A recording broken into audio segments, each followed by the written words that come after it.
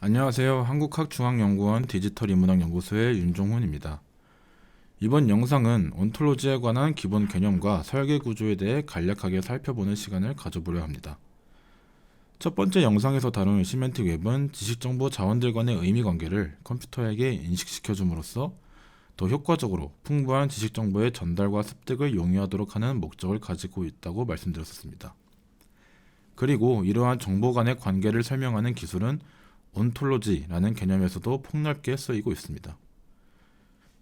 시멘틱 웹만 사용하면 인터넷에 산재되어 있는 지식정보 자원들과 그들의 의미관계를 설명하기 충분한 거 아닌가? 갑자기 등장한 이 온톨로지라는 놈은 또 뭐야? 라고 생각하실 수 있을 텐데요. 온톨로지라는 개념은 사실 정보공학에서만 사용되는 개념이 아닙니다. 본래는 철학적인 개념이죠. 그 어원을 살짝 살펴보자면 그리스어로 존재를 탐구한다 라는 의미를 내포하고 있습니다. 이순신에 대해 단순히 조선시대의 무신이라고 습득하고 끝나는 것이 아닌 이순신의 출생지는 어디고 누구의 자식이고 본관은 어디이며 어떤 직책을 역임했으며 또 어떤 전쟁에 참여했으며 그리고 그의 활약상은 어땠고 그 당시의 조선의 왕은 또 누구였으며 등등 해당 존재와 관련된 다른 요소들과의 관계와 함께 세계관 전체를 탐구함으로써 존재를 이해하고자 하는 개념이 이 철학적 개념으로서의 온톨로지입니다. 다시 디지털 인문학에서의 온톨로지로 돌아와 보자면 시멘틱 웹처럼 인터넷상의 수많은 지식정보와 자원들과의 의미관계를 연결짓고 그 관계들을 탐구함으로써 특정 지식정보를 더 풍부하게 이해하도록 하는 것이 디지털 인문학에서 활용되고 있는 온톨로지라고 말씀드릴 수 있겠습니다. 설명만 들으면 온톨로지라는 개념이 매우 추상적일 수 있을 겁니다.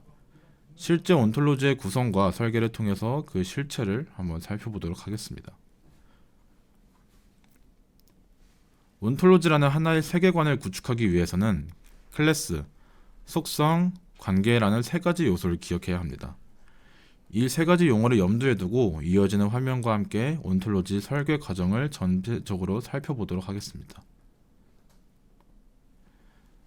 최근 사람들이 애용하고 있는 넷플릭스에 관한 온톨로지 세계관을 한번 구축해 본다고 가정을 해보겠습니다. 우리가 넷플릭스를 인터넷에 검색했을 때 수많은 자원들이 인터넷에 뜨죠. 넷플릭스라는 기업에 대한 정보를 확인할 수도 있고 넷플릭스에서 서비스하고 있는 드라마나 영화를 확인할 수도 있고 또 그 드라마나 영화에 등장하는 배우들, 다시 그 배우들의 생년월일이나 소속사와 같은 연관된 수많은 정보들을 인터넷에서 확인할 수 있을 것입니다. 그렇다면 이제부터 넷플릭스 하면 떠오르는 하나하나의 객체들을 하나하나씩 적어나가 보겠습니다. 넷플릭스를 생각하니 최근에 제가 재미있게 본 드라마 DP가 저는 먼저 떠올랐습니다. 이 DP를 생각하니 또 그 작품에서 명연기를 보여준 3명의 배우 구교환, 정혜인, 손석구 씨가 다음으로 떠오르네요. 그래서 이들이 연결되어 있다고 선과 함께 표에 나타내주도록 하겠습니다. 그런데 이 배우들 중에서 손석구 배우가 또 요즘 연기자로서 왕성한 활동을 하고 있는데 손석구 배우가 등장했던 또 다른 드라마 나의 해방일지가 다시 떠오릅니다. 비슷한 흐름으로 구교환 배우가 출연했던 또 다른 작품 킹덤 아신전이 생각나네요. 관련된 것들끼리 또 선으로 연결을 해주었습니다. 그런데 공교롭게도 두 배우가 등장했던 나의 해방일지와 킹덤 아신전 모두 넷플릭스에서 방영을 한 적이 있습니다. 이것들도 넷플릭스와 서로 관련이 있으니 선으로 연결지어 주겠습니다. 나의 해방일지라는 드라마가 넷플릭스에서 방영된 것을 생각해보니 나의 해방일지는 다른 서비스 플랫폼에서도 서비스를 한 적이 있었네요. 티빙이라는 플랫폼도 이 나의 해방일지와 연관이 있으니 선으로 연결을 해주겠습니다. 이러한 방식으로 마인드맵처럼 넷플릭스에서 출발해서 떠오르는 연관성이 있는 요소들을 하나씩 나열을 하여 줄로 연결하였습니다. 이 요소들은 모두 각자 고유한 성격을 가지고 있는 하나의 지식정보 자원, 즉 객체라고 비유를 들어 설명을 할 수 있겠습니다.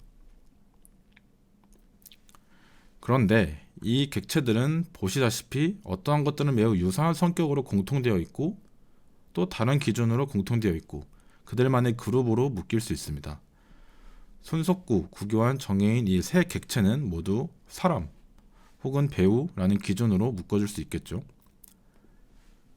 또 다른 DP, 나의 해방일지, 킹덤 아신전이라는 이 객체들은 작품이나 드라마로 분류하여 이렇게 파란색으로 묶어줄 수도 있겠습니다. 아직 묶여지지 않고 남은 넷플릭스와 티빙도 공통된 성격을 가지고 있는 듯 합니다. 스트리밍 서비스나 스트리밍 플랫폼으로 분류를 해서 이렇게 주황색으로 묶어줄 수 있겠죠. 이러한 나열된 객체들을 유사한 성격의 것들끼리 묶어 범주화를 시켜준다면 해당 객체에 대해서 조금 더 효율적으로 그 성격을 파악할 수 있겠죠. 이러한 범주를 온톨로지에서는 클래스라고 부릅니다. 그렇다면 이제는 각 클래스 안에 묶인 하나하나의 객체로 조금 더 자세히 파고 들어가 보겠습니다. 정혜인, 구교환, 손석구 이 세 객체가 배우인 것은 클래스를 통해서 우리가 확인을 하였으나 이 세 객체의 개인정보는 모두 다를 것입니다. 나이도 다르고 생년월일도 다르고 데뷔 연도도 각자 다르겠죠. 이러한 요소들은 각 객체들이 가지고 있는 고유한 정보들입니다.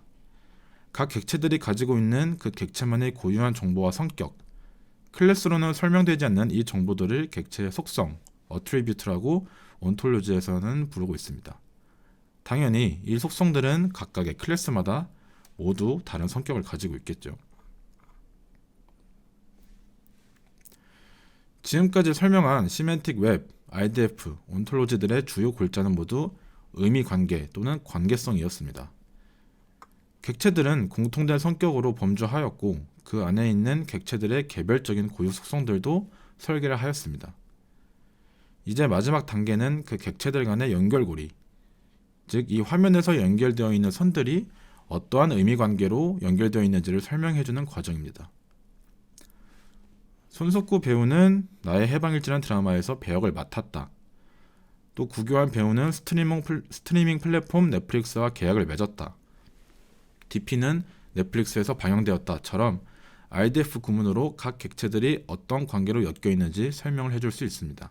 그리고 이 설명한 관계가 바로 온톨로지에서 이야기하는 관계성, 릴레이션이라고 말씀드릴 수 있겠습니다. 지금까지 쉬운 예시를 통해서 하나의 간단한 온톨로지를 설계해 보았습니다. 그리고 이러한 온톨로지는 연관된 것들이 계속 추가하고 연결지어지면서 점점 확장해 나가겠죠. 그러한 과정에서 우리는 넷플릭스와 한국 드라마, 한국 배우들과의 관계, 또 각 객체들의 속성을 확인하면서 개별적인 정보를 얻는 것보다 더 풍부한 전체적인 세계관을 이해할 수 있습니다. 그리고 이것이 바로 디지털 인문학에서 온톨로지라는 개념을 통해 추구하고자 하는 하나의 방향성이라고도 말씀드릴 수 있겠습니다. 지금까지 시멘틱 웹과 IDF 그리고 온톨로지에 대한 기초적인 개념에 대해 살펴보았습니다. 이러한 이해들을 바탕으로 다음 시간부터는 시멘틱 웹을 시각화한 시멘틱 네트워크 그래프를 직접 프로그램을 통해 설계하고 만들어보는 간단한 실습 시간을 가져보도록 하겠습니다. 감사합니다.